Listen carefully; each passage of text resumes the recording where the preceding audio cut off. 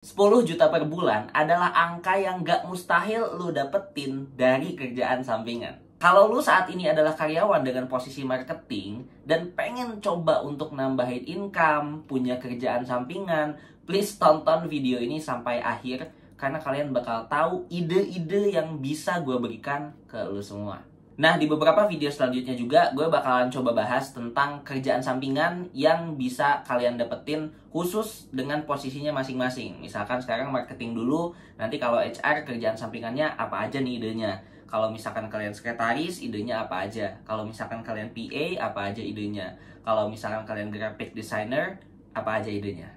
Tapi disclaimer dulu, kalau misalkan teman-teman nyari uang yang cepat, jangan tonton video ini. Karena video ini bukan untuk orang-orang yang pengen duitnya cepat, pengen jadi kaya cepat, itu nggak bisa. Karena itu idenya udah jelas, teman-teman ya udah nyolong aja, terus kalian judi, udah beres gitu. So, yang belum kenal gue, kenalin, gue Zamzami, dan saat ini gue adalah seorang karyawan di salah satu perusahaan finance. Nah, di samping karyawan, gue juga punya beberapa kerjaan sampingan. Misalkan gue punya usaha di bagian tiketing, jadi nanti kalau misalkan teman-teman beli dari gue, itu bisa turun harganya 10-20% dari harga si Traveloka.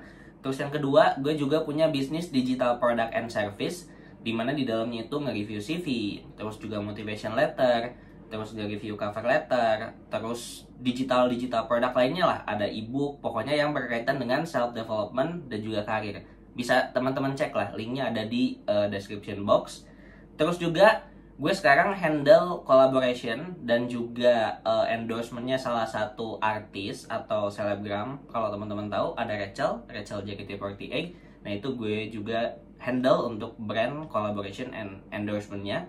Terus selain itu gue juga punya beberapa side job yang memang di platform freelancer kayak misalkan Fastwork, Upwork, dan kawan-kawannya. Dan gak lupa juga gue bikin konten, which is gue seorang content creator, baik itu di YouTube yang gue dapat AdSense, dan juga di Instagram dan TikTok yang nantinya datengin brand endorsement atau collaboration kayak misalkan invitation untuk jadi pembicara dan lain-lain. Nah, kalian bisa lihat ini brand-brand yang pernah kerjasama bareng gue, dan kalau misalkan teman-teman mau kerjasama juga, boleh banget bisa DM gue langsung. Oke, pertama-tama mungkin kalian bakalan bertanya-tanya, kenapa harus marketing dulu yang posisi gue ambil atau bahas untuk nyariin kerjaan sampingannya? Karena sebenarnya guys, untuk posisi marketing ini itu paling gampang untuk kita tuh sebenarnya punya kerjaan sampingan-sampingannya lain. Karena basicnya itu bisa digital. Yang perlu teman-teman make sure adalah bahwa marketing ini beda sama sales ya. Jadi nanti posisi sales gue bakal kasih juga ide-idenya untuk kerjaan sampingan yang bisa dilakuin apa.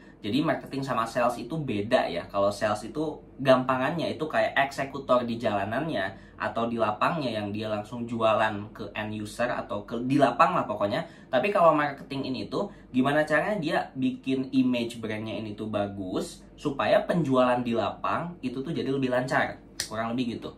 Jadi dia marketing katakanlah back office, kalau misalkan sales itu front office-nya. Walaupun sebenarnya sekarang udah banyak banget marketing yang job desk-nya itu jadi sales juga. Kalau ngomongin posisi marketing sendiri, dari data yang gue dapetin dari Jobstreet, rata-rata gajinya itu untuk entry level di angka 4-8 juta. Jadi ini cocok banget nih. Kalau misalkan teman-teman punya cita-cita pengen dapetin income nih 10 juta per bulan dari gaji plus kerjaan sampingan, berarti teman-teman tinggal putar otak aja. Kalau misalkan saat ini gaji teman-teman sebagai seorang marketing adalah 4 juta, berarti teman-teman perlu nyari kerjaan sampingan yang bisa datengin 6 juta. 6 tambah 4 sama dengan 10. Kalau misalkan teman-teman sekarang gajinya 8 juta, berarti ya tinggal cari 2-3 juta lagi lah, biar misalkan sampai 2 digit. Nah, sebelum jauh kita breakdown tentang idenya ini tuh apa aja gitu, untuk kita bisa monetize skill-skill kita. Skill-skill yang ada di dalam diri seorang marketing. Jadi kita perlu tahu dulu, sebenarnya skill set yang dimiliki oleh seorang marketing itu apa aja. Sampai akhirnya dari skill set itu kita bisa monetisasi. Kita bisa uangkan skill set yang kita punya sebagai seorang marketing. Nah, setidaknya ini beberapa skill set yang memang dimiliki seorang marketing. Walau gak semua marketing gue yakin punya skill set ini. Yang pertama, keterampilan komunikasi. Ngomongin marketing itu pasti ngomong. Nego. Jadi komunikasi itu udah hal yang basic banget. Komunikasi ini tuh gak harus komunikasi langsung face to face kayak gini ya. Komunikasi lewat digital, komunikasi lewat internet, lewat sosmed, itu it's a part of communication juga. Storytelling misalkan, dia bisa ceritain gimana produknya ada, sampai misalnya dia beli baju, padahal bajunya hitam nih gitu. Bajunya cuma kaos hitam doang, tapi karena storytellingnya bagus, orang jadi mau beli. Nah, that's the powerful of communication skills. Yang kedua, analisis dan penelitian. Ngomongin marketing itu selalu data driven. Nah, kalau kita ngomongin marketing hanya berdasarkan asumsi, itu nggak bisa. Jadi, kita harus ngomongin marketing itu based on the data. Jadi, ketika teman-teman bisa baca data, nah, it's a good skill. Nantinya lu bakal bisa riset pasar, analisis pasar, itu udah beyond banget lah. Ketiga, kreativitas. Nah, ini skill yang biasanya juga dimiliki oleh seorang marketing. Dia bisa desain grafis misalkan, dia bisa mikirin ide kontennya gimana, copywritingnya gimana. Jadi, kreatif itu tuh udah jadi needs-nya untuk seorang marketing. Bahkan marketing tanpa creativity itu mungkin gak bakal bisa jalan ke depannya. Keempat, hal-hal teknis kayak misalkan SEO. Nah, itu marketing harus jago juga sebenarnya. Kelima, manajemen proyek, yang di dalamnya itu kayak misalkan ngomongin tentang marketing campaign, project management. Nah, itu basic skills juga sebenarnya harus dimiliki oleh seorang marketing, walau ya gak dalam-dalam banget, yang penting tahu gitu. Keenam, CRM. Nah, ini Customer Relationship Management, dimana kita ngehandle customer-customer. Skill set yang terbangunnya itu adalah komunikasi, terus texting gitu. Nah, itu oke banget kalau misalkan teman-teman itu bisa. Nah, yang terakhir itu adalah skill networking, dimana teman-teman perlu punya hubungan yang bagus sama klien-kliennya teman-teman gitu. Dan mungkin nggak hanya hubungan dengan kliennya, tapi teman-teman juga bisa menjadi PR-nya dari sebuah perusahaan yang teman-teman sekarang lagi kerja, misal. Jadi itu adalah hal yang mutlak untuk dimiliki dari seorang marketing. Nah, dari beberapa skill set tadi yang gue sebutin, pertanyaannya, kalian punya atau enggak skill set yang tadi gue sebutin? Kalau misalkan jawabannya enggak, please skip video ini, kalian langsung tutup video ini, dan langsung belajar dulu. Tapi kalau misalkan teman-teman itu udah punya at least 1 ataupun 2 skill set yang dimiliki oleh seorang marketing tadi, nah, teman-teman bisa lanjut, dan ini ide dari gue yang bakal gue bagi ke dalam beberapa bentuk. Nah, di kategori yang pertama atau di bentuk yang pertama itu ada digital marketing dan sosial media. Beberapa ide kerjaan sampingan yang bisa gue share ke teman-teman adalah, pertama, freelance social media specialist. Sekarang tuh banyak banget UMKM yang dia tuh sebenarnya butuh orang yang nge-manage sosmednya, karena dia nggak bisa, dia nggak ada waktu. Pun kalau misalkan dia nge-hire agency, itu terlalu mahal. Jadi teman-teman bisa masuk ke mereka, teman-teman bisa tawarin jasanya untuk ngehandle sosial media mereka. Sebenarnya cara nyarinya gampang, teman-teman bisa listing aja tuh UMKM itu siapa aja yang kira-kira bisa dibentuk lah, bisa teman-teman bantu untuk handle sosial medianya. Tapi kalau misalkan di bagian UMKM ini tuh nggak ada, nah teman-teman bisa cek aja gitu di website-website freelancer lah, kayak Upwork, terus juga Fastwork, dan kawan-kawannya. Nah, dari pengalaman gue pribadi, kisaran income-nya itu bisa di angka 1 sampai 5 juta. Bahkan gue dapat dari beberapa teman-teman gue, itu bahkan ada yang bisa sampai lebih. Jadi sebenarnya tergantung. Nah, caranya untuk teman-teman bisa approach mereka, itu sesimpel kayak gini. Teman-teman misalkan datang nih ke mereka, ke UMKM, nah ini jangan hanya nawarin doang. Jangan hanya nawarin bahwa, oke, gue misalkan punya keahlian dalam sosial media manajemen, gue mau ngebantu dan sebagainya gitu. Nah, jangan hanya gitu doang. Tapi teman-teman langsung tembak portofolionya, langsung tembak misalkan sales deck-nya. Jadi jangan ngeliatin doang portofolionya teman-teman udah ngapain, mereka gak peduli. Yang mereka peduli adalah sales deck-nya ini. Nah, pitch deck yang perlu teman-teman buat itu adalah konsep apa yang teman-teman usung untuk si Instagram ini. Contoh, misalkan ada salah satu Instagram baju Zamzami Clothes misalkan. Nah, teman-teman lihat Zamzami Clothes ini tuh bisa ngapain aja nih sosial medianya. Bisa diapain gitu. Konten strateginya mau apa? Konten plan yang dibuat mau apa? Nanti arahnya mau kemana? Nah, itu dijelasin di dalam si pitch deck itu. Jadi ketika dia baca, dia langsung kebayangkan, oh ini orang bakalan ngebantu gue untuk gini.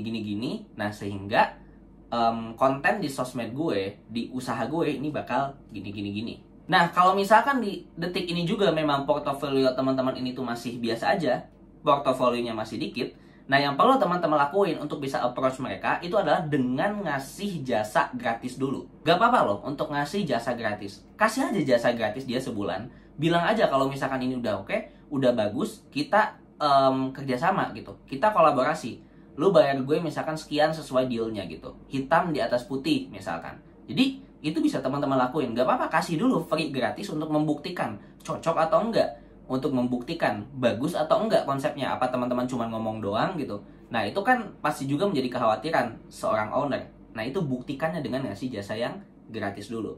Ini gak hanya berlaku di freelance sosmed, ini berlaku di freelance apapun itu ketika teman-teman mau menawarkan jasa ke orang. Yang kedua, email marketing specialist. Nah, email marketing ini tuh kalau misalkan teman-teman lihat email-email yang suka ada promo apa.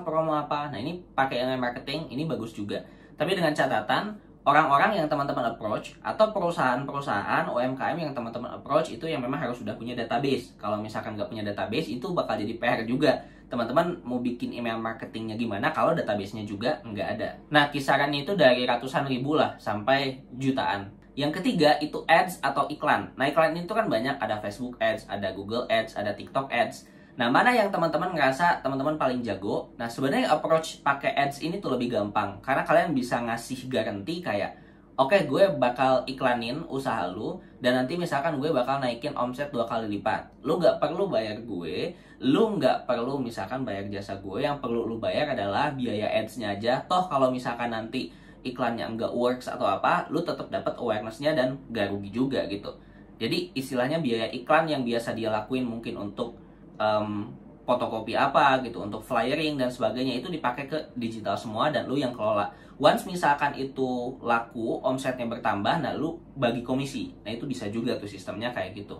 Kategori kedua, penulisan dan konten. Nah ini ada beberapa, kayak misalkan content creator, copywriter, online course atau ebook, podcaster. Nah pada dasarnya tulisan-tulisan yang teman-teman itu bisa tuangkan di sosial media itu yang bisa diuangkan. Nah, yang kayak gini itu sebenarnya banyak banget bertebaran di website-website kayak Fastwork. Itu banyak banget untuk ide-idenya, banyak juga untuk project-projectnya gitu. Tinggal sebenarnya teman-teman cek aja lah. Kalau misalkan sistemnya ini tuh kayak di Fiverr atau misalkan di Upwork, itu kan dia sistemnya kita kayak ngambil project gitu.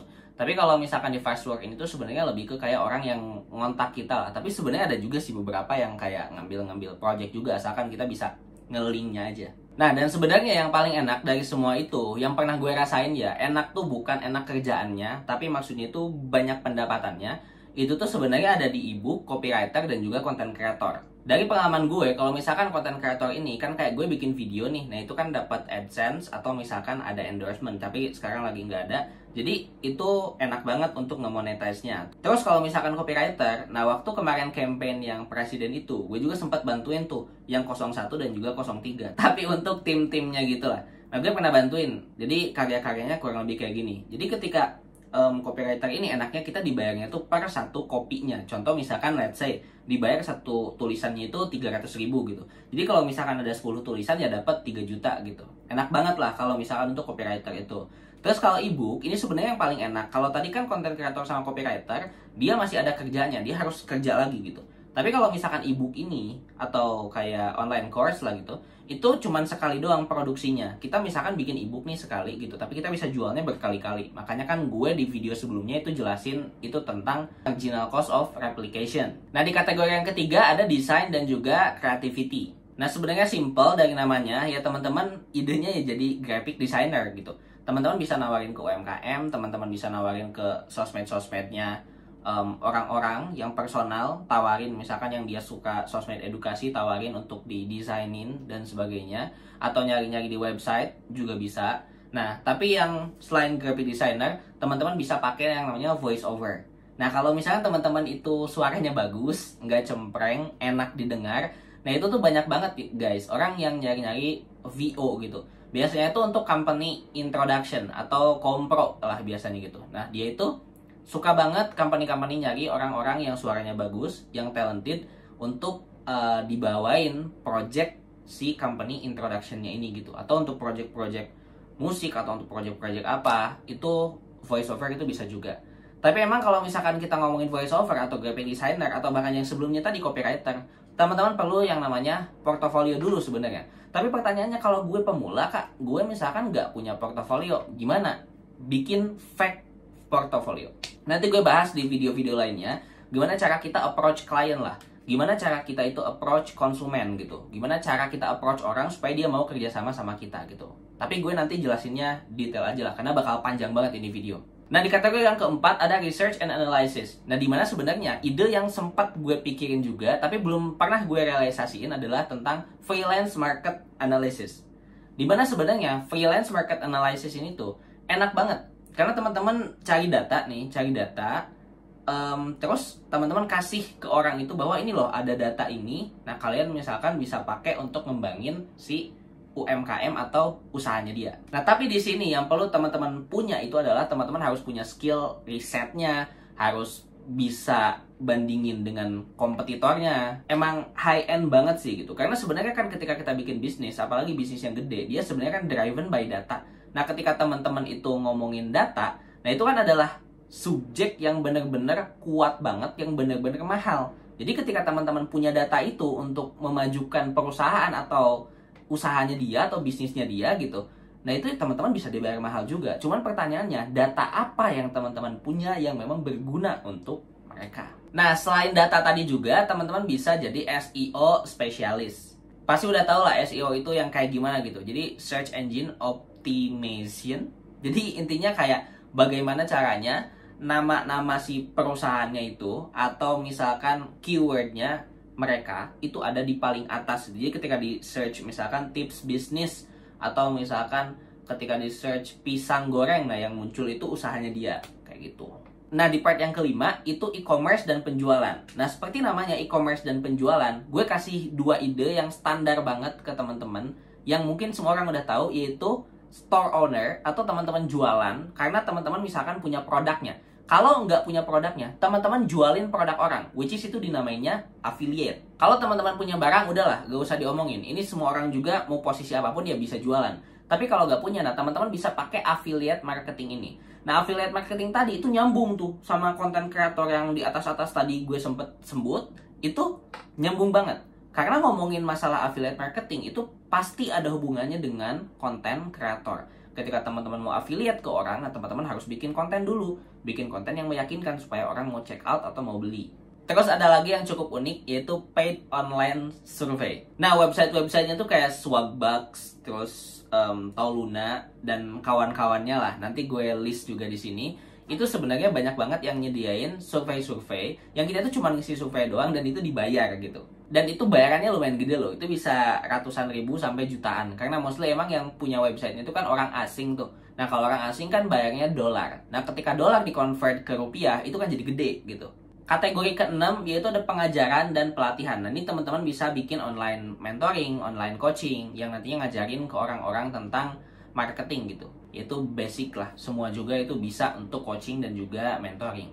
Terus yang selanjutnya ada manajemen dan administrasi, di mana teman-teman ini bisa jadi VA atau virtual assistant, di mana ini lagi rame banget. Sebenarnya virtual assistant itu ngerangkap juga skill-skill atau ide-ide yang gue udah sebutin tadi. Kayak misalkan di email marketing, kayak misalkan copywriting, kayak misalkan handling, managing project dan sebagainya. Itu tuh diangkut semua, dimasukin semua ke dalam satu role namanya virtual assistant gitu. Jadi kalau misalkan teman-teman itu tadi dengerin ide gue A, B, C, E, F, G, nah itu sebenarnya semuanya bisa masuk di virtual assistant jadi satu role gitu.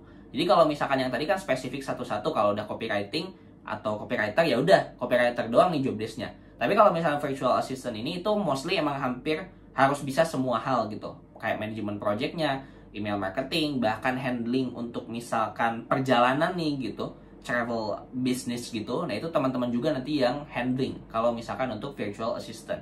Jadi kalau tadi itu ide-idenya banyak nih, dipecah-pecahin, nah disatuin itu di dalam satu si virtual assistant ini. Nah, paling itu dulu ide-idenya. Sebenarnya masih banyak, tapi kayaknya videonya ini udah kepanjangan banget. Tapi at least dari ide-ide itu, at least teman-teman bisa dapetin 10 juta per bulan lah dari kerjaan sampingannya.